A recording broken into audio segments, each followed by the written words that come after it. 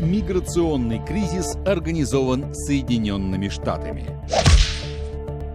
«Титаник» затонул не из-за столкновения с айсбергом. Это была крупная страховая афера. Это примеры популярных ложных новостей в Чехии в 2016 году, по данным чешского радио. Недавно чешское министерство внутренних дел основало Центр по борьбе с терроризмом и гибридными угрозами.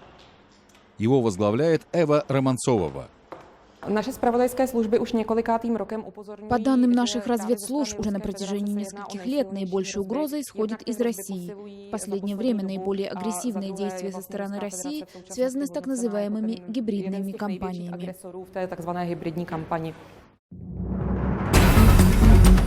По данным известного либерального аналитического центра, количество сайтов с фейк-новостями исчисляется десятками.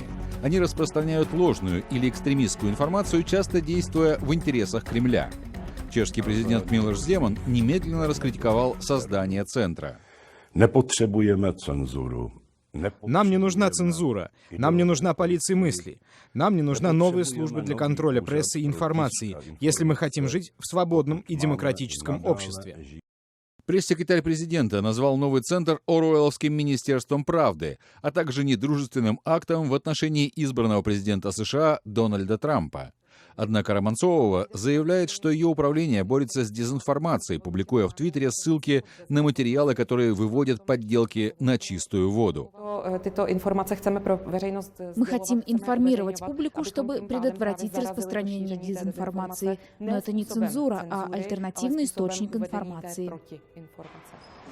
Чешская контрразведка предупреждает, что Кремль использует дезинформацию, чтобы подорвать доверие к НАТО и Европейскому Союзу, а также расширить поддержку политических экстремистов.